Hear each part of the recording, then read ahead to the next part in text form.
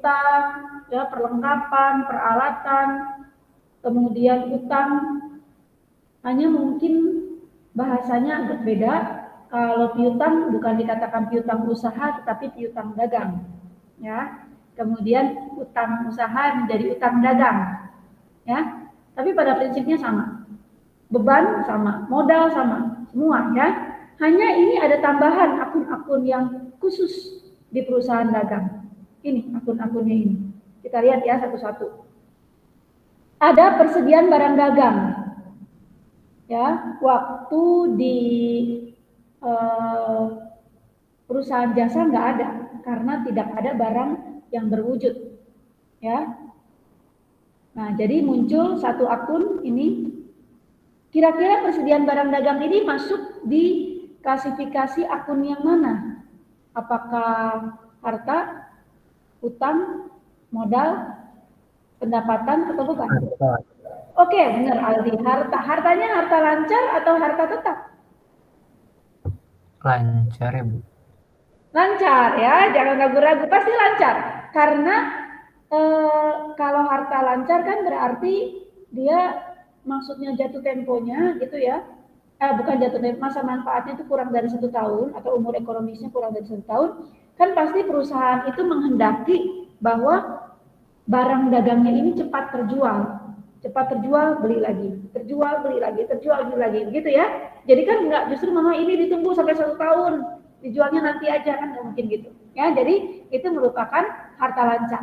Ya, nanti di neraca akan muncul selain tas, piutang, perlengkapan itu ya, yang sudah biasa beban dibayar di muka, akan ada satu akun lagi persediaan barang dagang.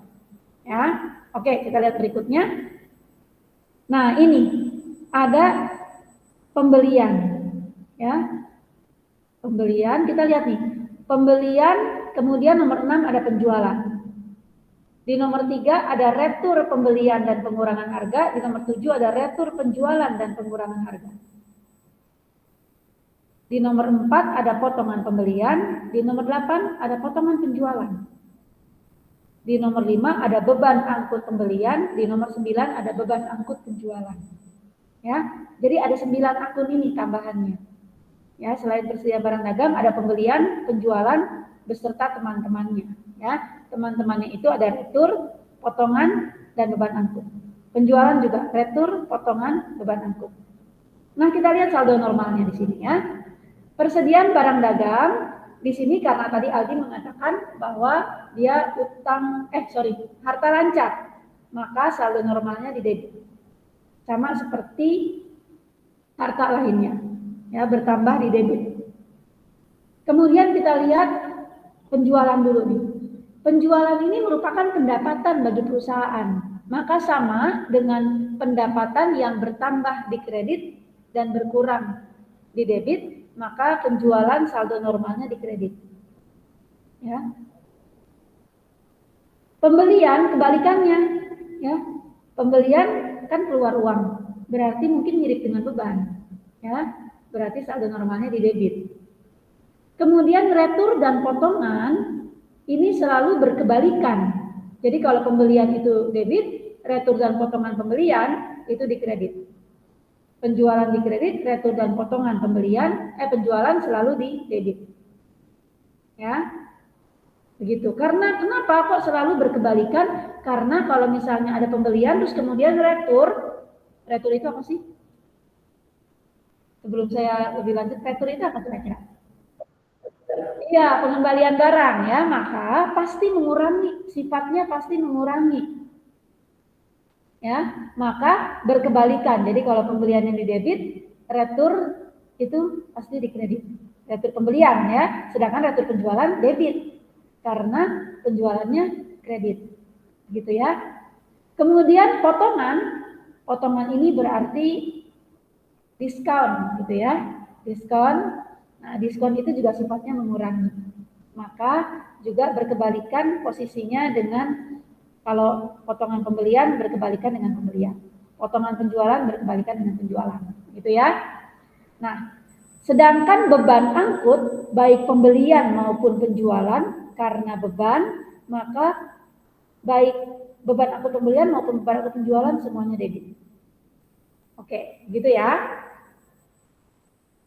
Nah, waktu itu saya ingat waktu pekan ulangan ada yang menulis, cuma satu orang yang menuliskan memo debit atau memo kredit, ya saya lupa. Ada yang menjawab itu ketika diminta untuk menuliskan apa namanya bukti intern atau bukti ekstern. Bukti intern atau bukti ekstern ya. Nah, nanti kita akan lihat bahwa memo debit dan memo kredit itu nanti akan digunakan ketika perusahaan melakukan retur. Ya, nanti kita lihat.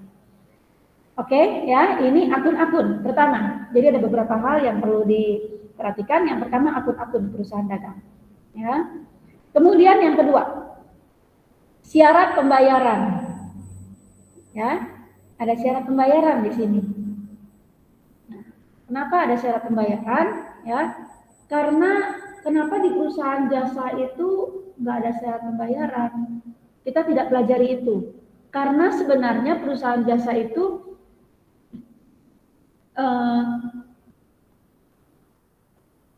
kan kalau misalnya perusahaan jasa itu salah satu karakteristiknya tidak bisa dipisahkan antara saat diproduksi dengan saat menjual, ya, karena pada saat diproduksi saat itu pula lah dijual. Jadi kayak misalnya orang dipotongin rambutnya, dikrembak gitu ya, atau mobil di servis. Nah, pada saat dilaksanakan kegiatan jasa itu, pada saat itu juga dijual, ya, begitu.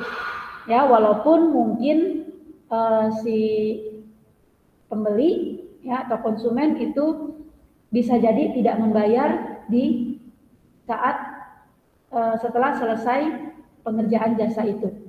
Ya, bisa saja.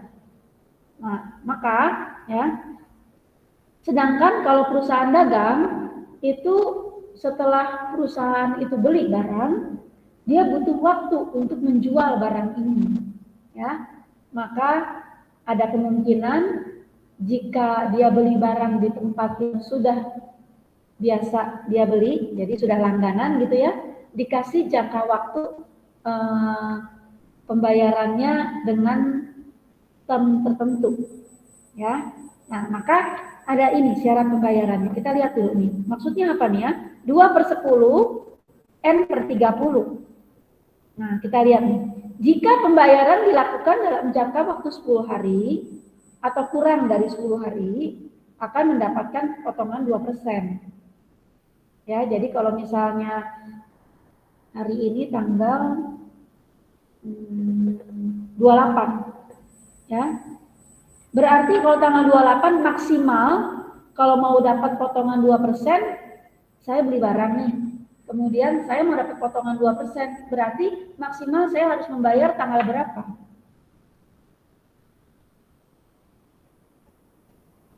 Silakan ada yang mau menjawab.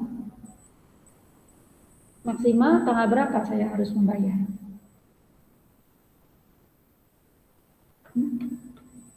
Ini ada orang enggak sih? Halo. Maksimal harus bayar. Hah? Tanggal berapa? 8, Bu. Tanggal 8 Oktober ya. Kalau sebelumnya misalnya tanggal 7, tanggal 5, tanggal 2, boleh saja ya. Tapi biasanya orang kalau dikasih tenggang waktu 10 hari ya, ya ngapain gitu ya, bayar cepat-cepat, biasanya suka begitu ya. Apalagi ini di bisnis, kalau di bisnis duitnya mungkin bisa dipakai buat yang lain dulu, begitu ya. Biasanya orang seperti itu, tapi ada juga daripada lupa gitu ya. Saya juga kalau bayar uang sekolah anak saya gitu ya, baru tanggal 1 nanti dulu deh gitu ya. Tapi pas udah tanggal 8 nanti isi lupa, udah nggak apa-apa lah, sekarang cuma beda 2 hari. Nah, begitu ya. Kadang-kadang seperti itu, suka ada pertimbangan-pertimbangan. Nah, tapi tadi kata Pinkan tanggal 8. Kalau mau dapat potongan 2%. Karena di tanggal 9 udah nggak dapat potongan 2%. Ya. Tapi masih boleh bayar paling lambat 30 hari. 30 hari. Jadi maksimal bayar tanggal berapa? Tanggal 28. 28, oke ya. Perhatikan kalau September itu sampai tanggal 30 ya. Tapi kalau misalnya ada bulan yang tanggal 31, berarti kalau mau mendapat potongan 2%, berarti bukan tanggal 8, jadi tanggal 7. Gitu ya, karena ada tanggal 31-nya. Dan paling lambatnya di tanggal 27, bukan di tanggal 28. Ya. Atau Februari misalnya hanya sampai tanggal 28. Nah, itu harus dihitung. Ya. Jadi tanggal 28 ya, satu hari yaitu bukan di tanggal 28 tapi di tanggal 29. Jadi ngitungnya bukan 28, 29, 30 bukan begitu. Tapi 29, 30, 29, 30, 1, 2, 3, 4, 5, 6, 7, 8. Ya. Karena kalau tanggal 28 dihitung, padahal kan kalau bayarnya tanggal 28 jadi bukan secara kredit ya, secara tunai. Jadi tanggal 28 hari yang sama tidak dihitung ya. Oke. Ini yang nomor 1. Yang nomor 2, ini lebih panjang nih. 2/10, 1/15, N/30. Ini sama ya. Pembayarannya paling lambat 30 hari. Tetapi kalau bayar dalam jangka waktu 10 hari atau kurang dapat potongan 2%. Tapi kalau dalam waktu 15 hari sampai dengan 15 hari dapat potongannya hanya 1%. Gitu ya. Berarti tadi kalau tanggal 8 masih dapat 2%, di tanggal 9 sudah 1%. Ya Bu. Bentar. Apa? 1 sampai 6 ngajar. Yang ke-7 baru. Ya. Tapi ada istirahat. Ya Bu. Ya ya. Oke. Tadi. Ya. Jadi tanggal 9, 10, 11, 12, 13 sampai tanggal 13 itu dapat potongan 1%. Tanggal 14 udah nggak dapat potongan. Begitu. Ya. Oke. Kemudian nomor 3. Nomor 3 ini lebih gampang. N/60. Berarti ya maksimal pembayaran 60 hari. Tapi nggak dapat diskon sama sekali. Mau bayar besoknya juga tetap nggak dapat diskon. Mau bayar dalam waktu 10 hari juga nggak dapat diskon. Ya. Biasanya gini kalau saya sebagai pembeli ya, mendingan saya bayarnya nanti mepet-mepet aja 60 hari gitu ya. Karena bayar dalam waktu 30 hari juga tetap aja nggak dapat diskon. Biasanya gitu ya orang bisnis, duitnya bisa beli buat digunakan buat yang lain dulu. Begitu ya. Oke. Kemudian ada lagi nomor 4. EOM, end of month, akhir bulan. Ya. Jadi ini selambat-lambatnya dibayar ya pada akhir bulan di mana transaksi terjadi. Jadi kalau misalnya dia transaksinya tanggal 3 September, bayarnya paling akhir tanggal 30 September. Tapi kalau sekarang tanggal 28 September ya, paling akhir juga dibayar akhir bulan. Gitu ya.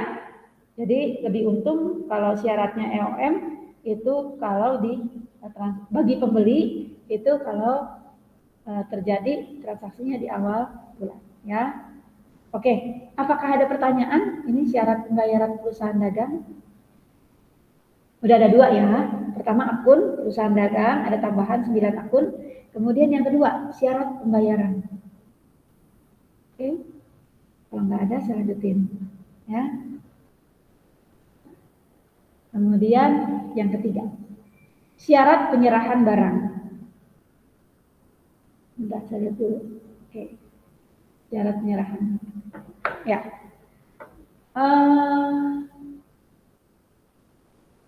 Bentar, apa mending bentar, saya tutup dulu ininya. Lihat di papan ya.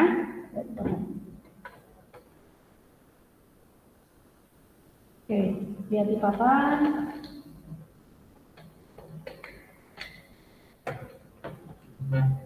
Di modul itu tadi udah ada ya, ada 2 kotak seperti ini.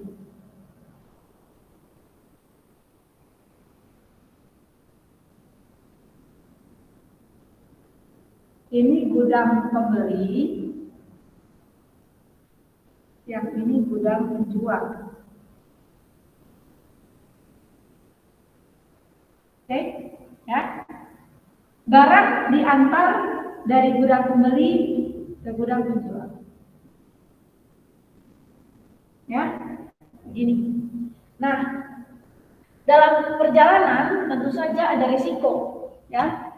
Ada risiko yang mungkin saja bisa terjadi, ya. Apalagi mungkin kalau barangnya barang pecah belah, gitu ya, yang mudah terbakar, misalkan bahan kimia yang mudah terbakar, atau misalnya saya pernah lihat waktu itu saya lagi dalam perjalanan di Jakarta, saya ingat ya, di jalan tol yang jalan layang itu ada truk itu terbalik, isinya ikan, sampai di jalan tol itu semua penuh dengan ikan, ya. Itu juga resiko, bisa saja terjadi seperti itu, ya. Terus kemudian selain ada risiko yang terjadi, juga perlu biaya untuk mengangkut, ya. Entah itu beli bensinnya, entah itu ongkos becaknya, entah itu ekspedisi, misalnya entah melalui JNE, melalui Si Cepat atau apapun, ya, pasti perlu biaya. Nah, pertanyaannya, siapa yang mau menanggung? Yang menanggung biaya angkut atau jika terjadi resiko dalam perjalanan? Atau mungkin kalau gitu di cover aja deh sama asuransi. Siapa yang mau menanggung, ya? Pertanyaannya itu. Jadi dalam perjalanan siapa yang mau menanggung segala biayanya? Apakah pembeli atau penjual? Kira-kira gimana? Pembeli atau penjual? Penjual. Tergantung nggak sih, Bu? Tergantung, kata Nigel. Oke, ya tergantung. Nah, berarti Tobias nggak salah, ya.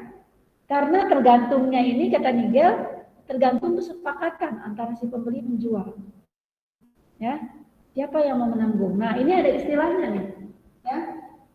Ada dua istilah. Saya catat di bawah aja ya. Ini di modulnya juga ada ya nanti ya. Ada free on board shipping point dan free on board destination point.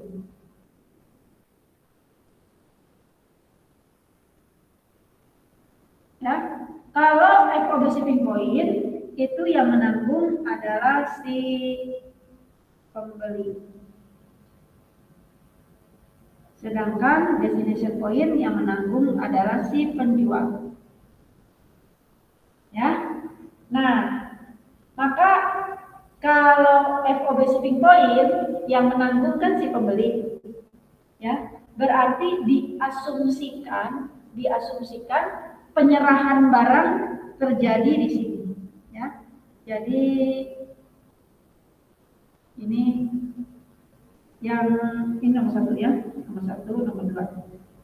Nah, yang FOB shipping point diasumsikan penyerahan barang terjadi di gudang penjual. Jadi selama dalam perjalanan itu dianggap semua biaya di cover oleh si pembeli.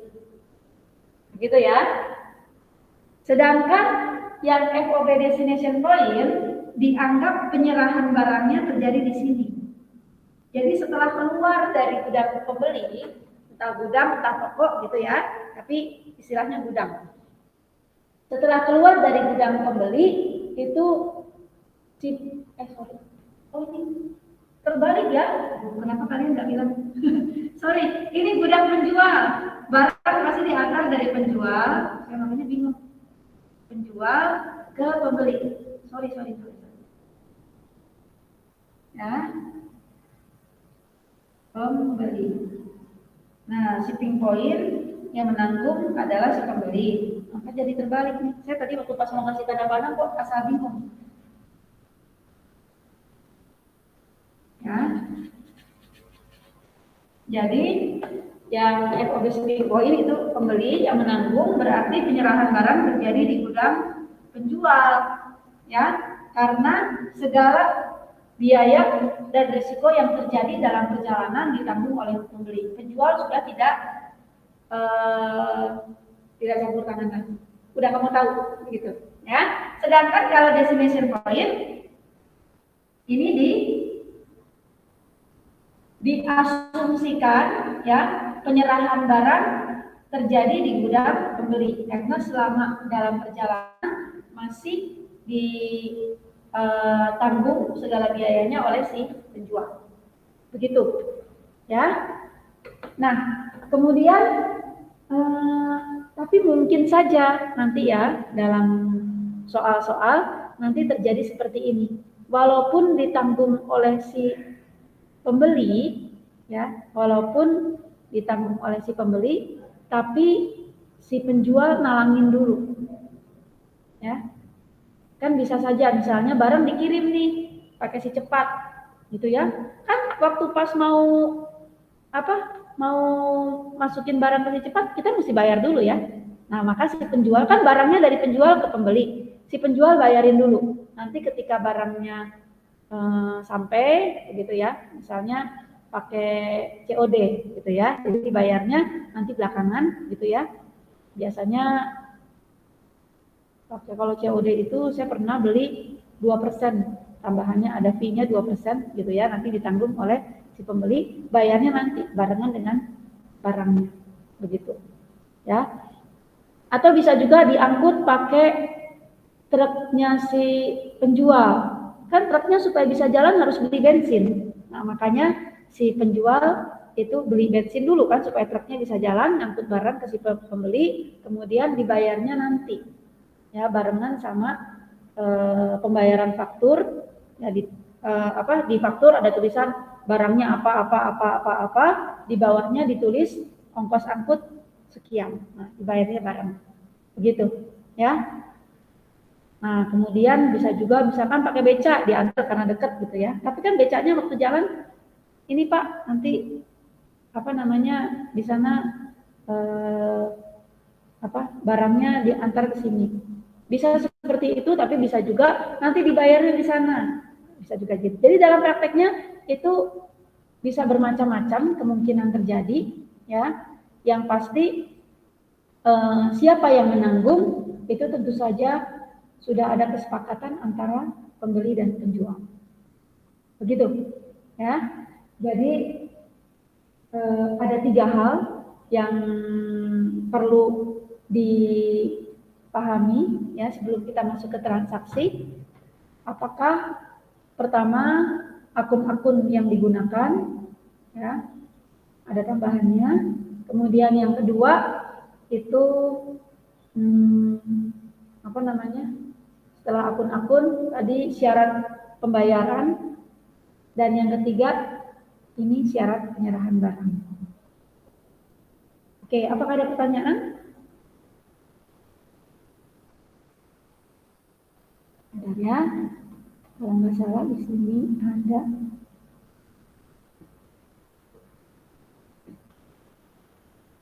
Oh,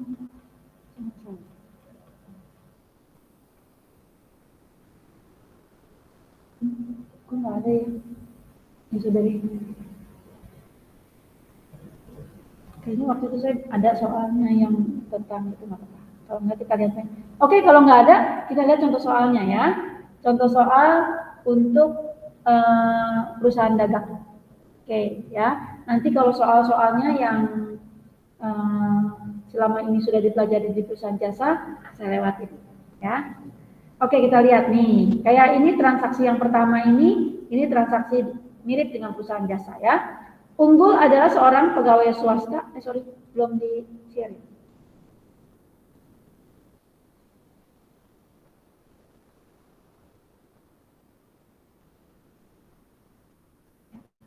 Unggul adalah seorang pegawai swasta yang terkena PHK. Dengan bekal tabungannya, ia mendirikan perusahaan dagang dengan nama Unggul Jaya. Ya. Kita lihat transaksi yang pertama. Untuk modal pertama, Unggul menyerahkan uang tunai 100 juta dan seperangkat peralatan kantor 20 juta. Ini sama ya, seperti kalau memulai usaha di perusahaan jasa. Ya, debitnya kas, kreditnya debitnya kas dan peralatan kantor, kreditnya modal. Oke ya, kita lewat. Tanggal 2 juga sama. Ini juga seperti di perusahaan jasa. Beli dengan tunai dari toko angkasa, perlengkapan toko, perlengkapan kantor, dan peralatan toko. Ya, seperti ini. Dia beli tunai, berarti kasnya dikredit. Ya, dilewatin juga. Kemudian yang tanggal 3 masih juga ini seperti di perusahaan jasa, bayar sewa gedung toko untuk 1 tahun 24 juta. Ya, debitnya sewa dibayar di muka, kreditnya kas. Nah, transaksi tanggal 5 kita lihat nih ya.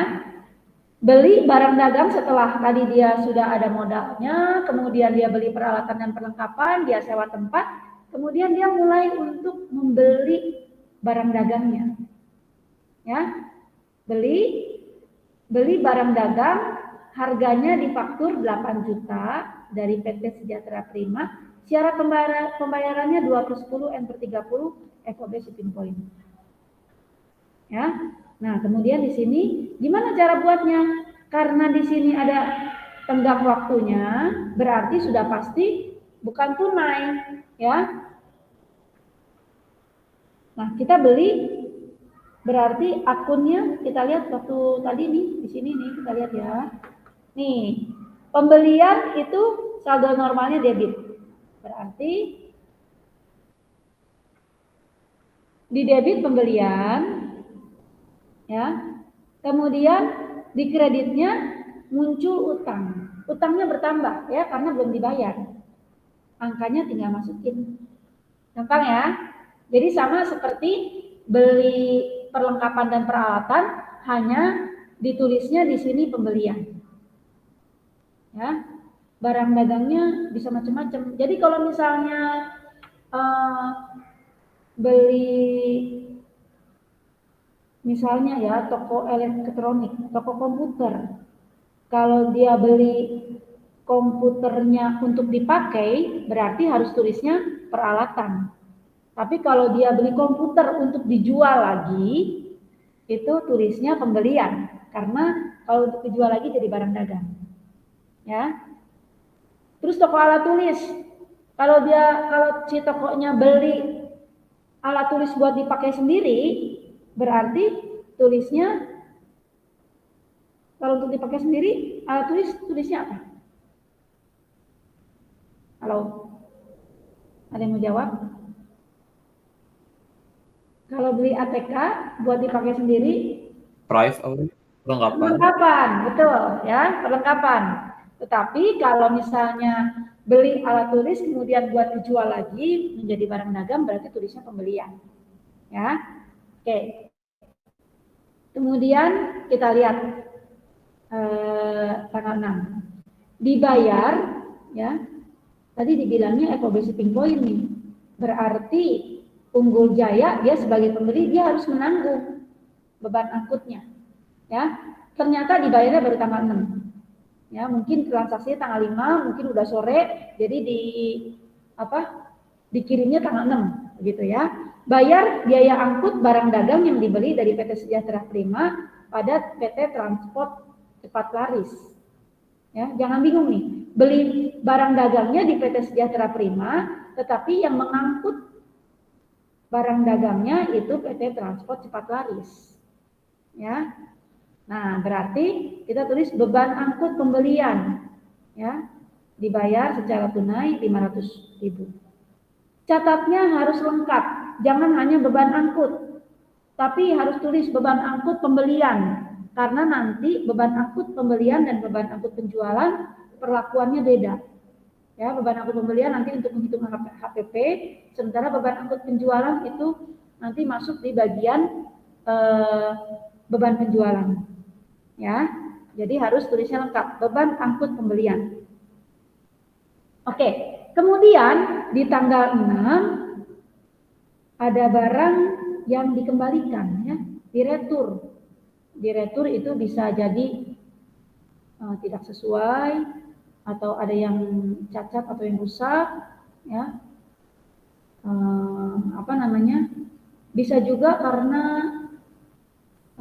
sudah ada perjanjian ya. Kalau misalnya dulu ketika masih menggunakan buku paket ya, yang kalau sekarang kan dipinjemin dari sekolah ya. Kalau dulu siswa harus beli, itu kita guru-guru itu buku sekolah, bukan guru-guru sekolah mengelola ya, beli dari penerbit, kemudian kalau misalnya ada kelebihan itu dikembalikan ya.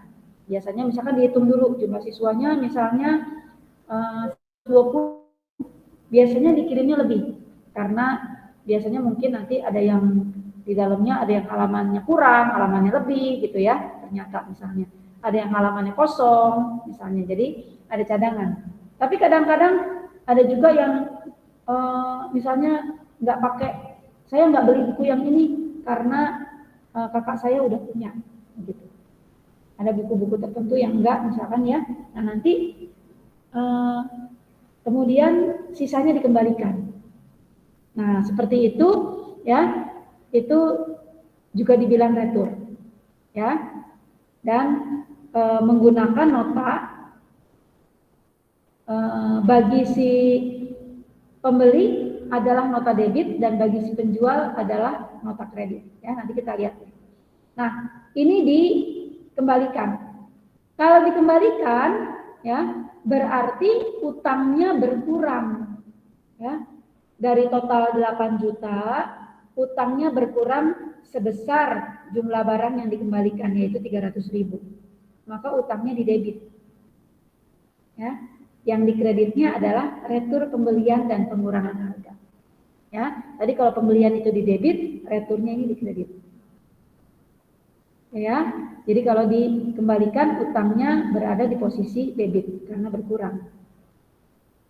Oke, kemudian kalau datanya langsung ya, di tanggal 10 dibayar, ya, dibayar pembelian yang tanggal 5 tadi, nih tanggal 5 dibayarnya tanggal 10, ya, padahal tadi dikatakan di sini syarat pembayarannya 2/10, berarti dari tanggal 5 ke tanggal 10 baru 5 hari, berarti dapat diskon 2%, ya, caranya gimana?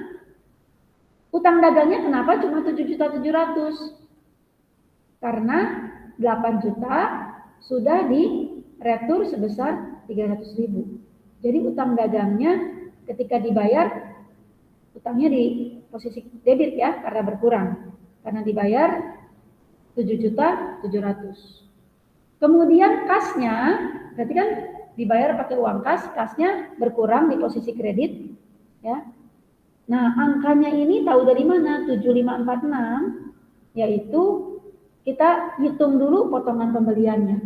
Potongan pembeliannya 2%. 2% dari 7.700.000. Jadi 2%-nya bukan dari 8 juta ya, tapi dari 7.700.000. Yaitu 2% dari 7.700.000 adalah 154.000, sehingga kas yang dibayar adalah 7.546.000.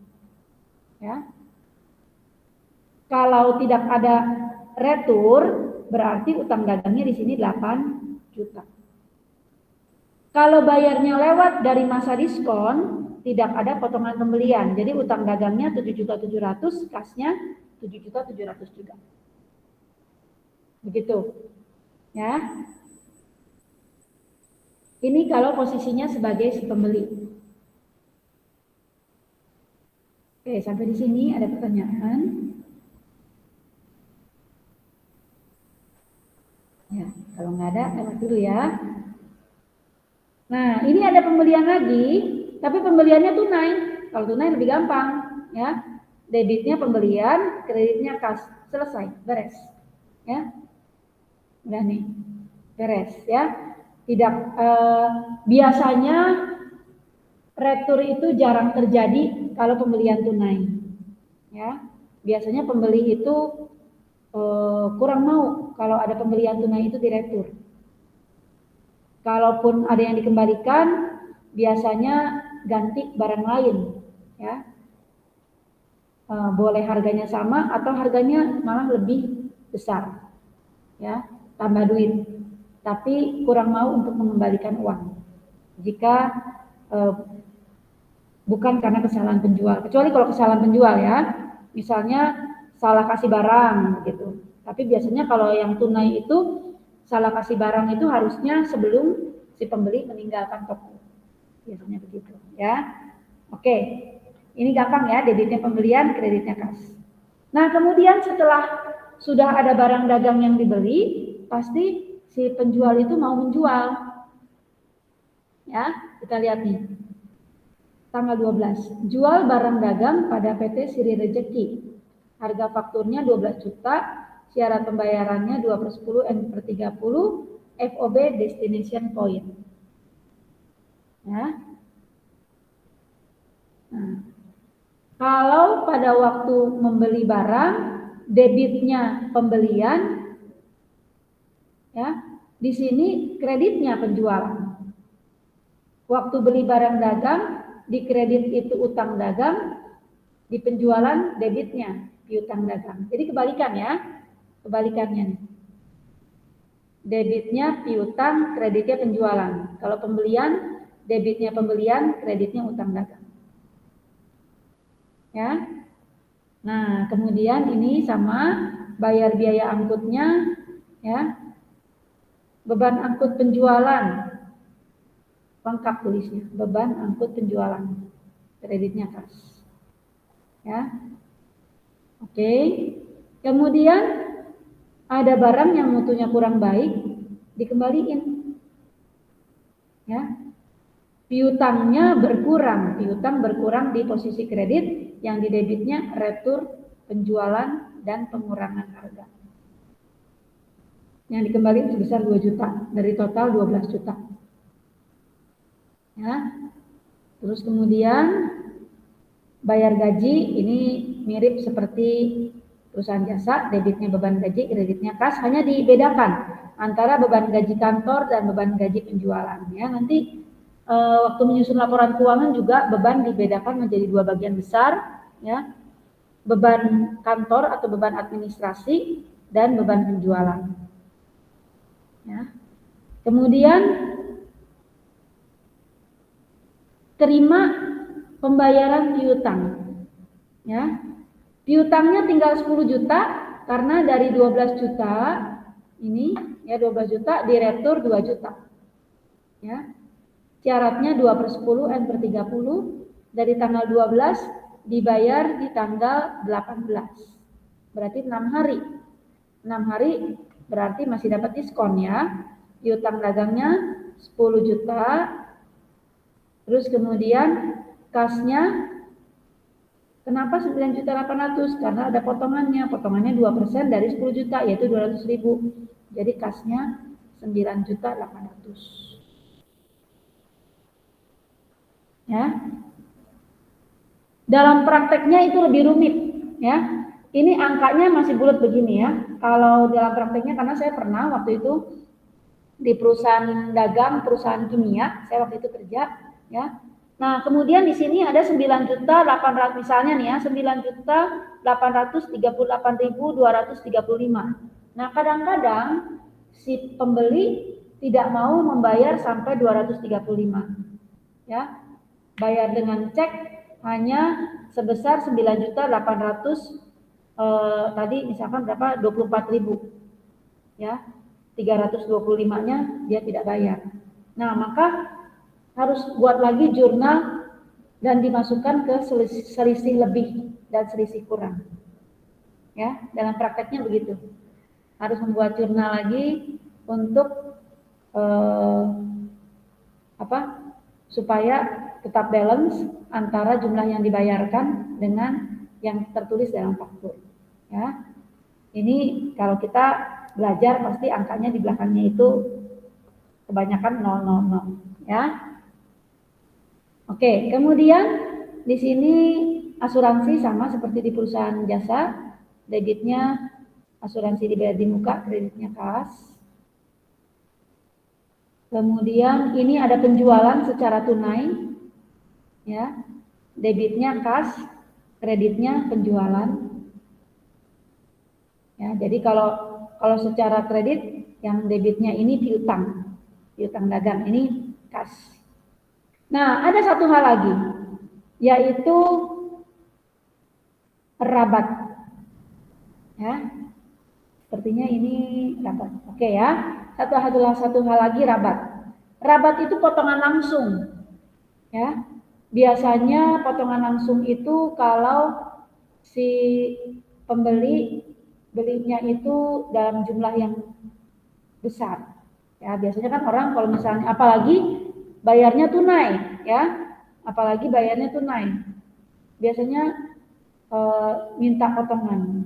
Tapi potongannya bukan karena dia membayar dalam tenggang waktu tertentu, bukan. Tapi karena biasanya dia membeli dalam jumlah besar. Saya belinya ini nih, 50 dus, banyak, kurangin lah gitu ya. Nah, biasanya dikurangin ya. Nah, kuranginnya jadi kalau ada rabat itu langsung, kan rabat itu dikatakan potongan langsung. Jadi yang dicatat adalah angka yang sudah dikurangi oleh rabat. Jadi kalau beli barang 15 juta, ada rabatnya 20%. Maka langsung dicatat seperti penjualan tunai biasa. Debitnya pembelian, kreditnya kas 12 juta. Ya. Atau kalau ini apa nih? Oh, ini bukan rabat ya. Yang ini penjualan biasa, FOB shipping point. Ini menjual, tapi syaratnya shipping point. Berarti yang tanggung adalah si pembeli. Jadi unggul sebagai penjual tidak tahu menau tentang beban angkutnya. Ya, jadi unggul hanya mencatat transaksi penjualannya saja. Ya, jual barang dagang, harganya 14 juta, syarat penyerahan FOB shipping point. Ya, tetapi dan pada hari yang sama dia nalangin dulu, ya, si unggul dia sebagai penjual, syaratnya shipping point, berarti yang nanggung adalah si pembeli. Tetapi ternyata pembeli minta ditalangin dulu beban angkutnya. Ya. Kalau ditalangin dulu, ya, si penjual unggul tidak boleh mencatat sebagai beban angkut penjualan. Karena bukan bebannya si penjual, ya, harus menjadi beban pembeli.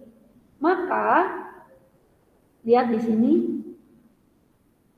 ya, piutang dagangnya menjadi 15 juta, yaitu 14 juta penjualan, ya, 1 jutanya keluarkan uang secara cash untuk bayar beban angkut, tetapi tidak boleh mencatat sebagai beban angkut penjualan karena bukan beban si penjual, karena syaratnya di sini shipping point.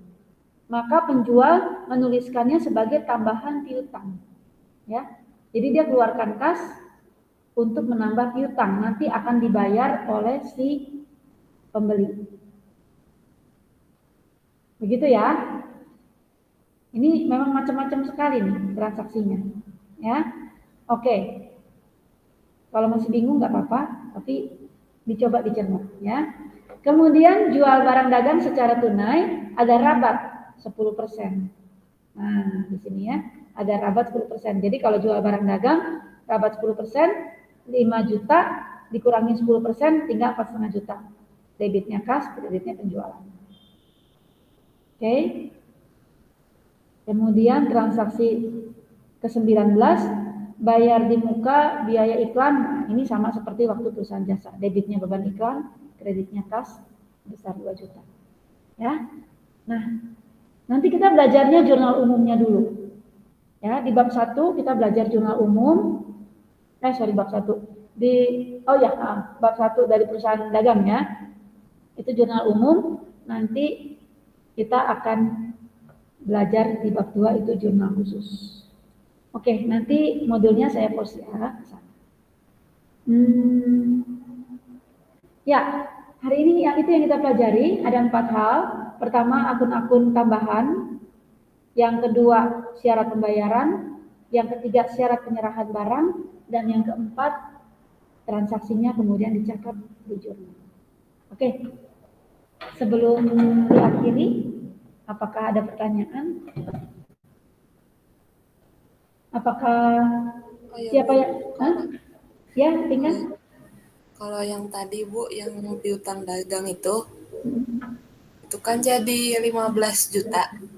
Ya, Berarti pembelinya berarti ntar harus bayarnya 15 juta, bukan iya. yang 14 itu ya. Bukan, karena kan tadi ya syaratnya adalah FOB shipping point. Harusnya yang bayar beban angkutnya adalah si pembeli, ya kan? Tapi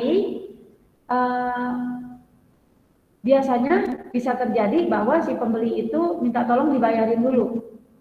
Nanti dibayarnya bersamaan dengan membayar fakturnya itu, membayar barang dagangnya. Maka tadi Unggul tidak boleh mencatat sebagai beban angkut penjualan. Dia catatnya sebagai piutang. Jadi keluarkan uang ya untuk bayar beban angkut, kemudian biayanya itu dimasukkan sebagai piutang karena nanti akan dibayar oleh si pembeli. Jadi piutangnya bertambah. 14 itu merupakan penjualan, 1 jutanya merupakan beban angkut yang dibayar terlebih dahulu oleh si penjual. Begitu ya. Oke Bu, terima kasih Bu. Nanti kalau sebagai pembeli dia mencatatnya begini. Sebentar. Ini sama sedikit ya, ke atas sedikit nih. Nah, si pembeli nanti mencatatnya begini. Kan tadi kalau si penjual catatnya gini ya. Piutang dagang. Terus kemudian di sini tadi penjualan dan kas. Begini ya. 15 di sini. 15 juta. Kemudian di sini 14 juta dan di sini 1 juta. Begini kan dia catatnya ini. Nah, si pembeli catatnya gimana? Gitu ya. Berarti si pembeli ini piutangnya bisa dijadiin satu ya, jadi 15 juta. Sedangkan si pembeli dia catatnya seperti ini. Pembelian, kemudian ada beban angkut pembelian,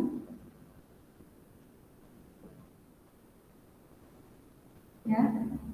Terus kemudian di sini utang dagang, ya. Utang dagangnya 15 juta, kemudian beban angkut pembeliannya 1 juta, kemudian pembeliannya 14 juta. Kita lihat nih. Ya. Nih.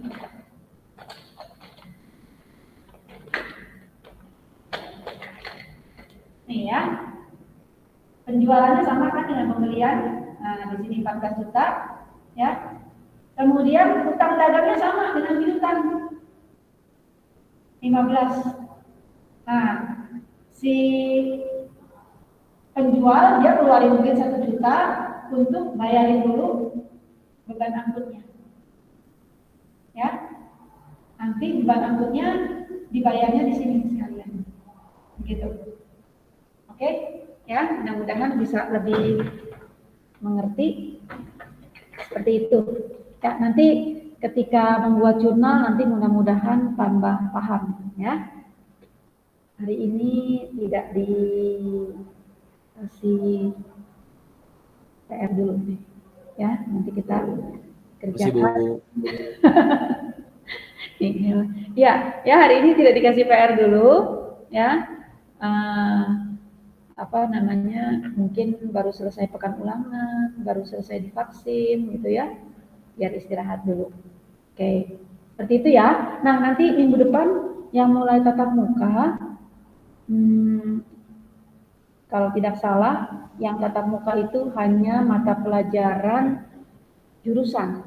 Ya, jadi saya ngajar kalian sudah pasti tidak tatap muka. Ya, nah, tapi jadwalnya berubahnya seperti apa? Saya juga belum tahu karena belum.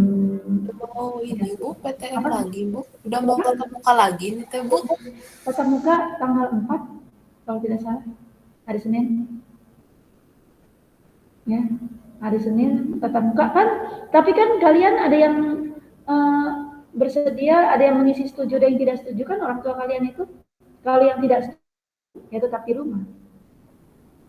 Yang setuju mungkin digilir. Nanti saya juga belum tahu nanti akan ada sosialisasi. Ya, saya tidak bisa menjelaskan detail karena masih saya kan hanya guru pengajar ya, bukan salah satu pejabat atau staf di sekolah. Jadi nanti bagaimana, tapi sudah pasti kalau yang lintas minat itu tetap PJJ ya. Bu, itu teh Bu kalau yang tatap muka tuh gimana Bu jadwalnya teh? Jadi kita cuman masuk terus belajar pelajaran. Masuk 2 jam pelajaran, 3 ke sekolah Pak? Nggak tahu Bu. Ya, ke sekolah, tapi kemudian pulang, dilanjutkan lagi belajar. Nanti jam-jamnya juga sudah ada, tapi waktu itu sudah diberitahu kalau jam-jamnya, tapi saya tidak berani untuk beritahu ke kalian. Nanti siapa tahu salah ya saya menyampaikannya. Nanti biar ini, karena ada sosialisasi nanti dari sekolah. Saya belum tahu juga hari apa, ya. Pasti nanti ke siswa ataupun nggak tahu apakah ke pihak orang tua juga, nanti pasti ada informasi sendiri tentang hari itu ya. Ditunggu saja. Oke Bu, terima kasih Bu. Ya. Dan diperhatikan ya, nanti kalau ada sosialisasi seperti itu jangan sampai salah. Oke, terima kasih ya untuk hari ini. Mungkin cukup berat ya di awal ya, tapi maka saya tidak memberikan tugas. Oke, mungkin sudah mau siap-siap jam 8:05 kan ke mata pelajaran berikutnya. Terima kasih ya. Sampai ketemu hari, saya belum tahu hari apa karena jadwalnya juga belum ada ya untuk yang baru. Oke, terima kasih. Boleh meeting, Tuhan berkati.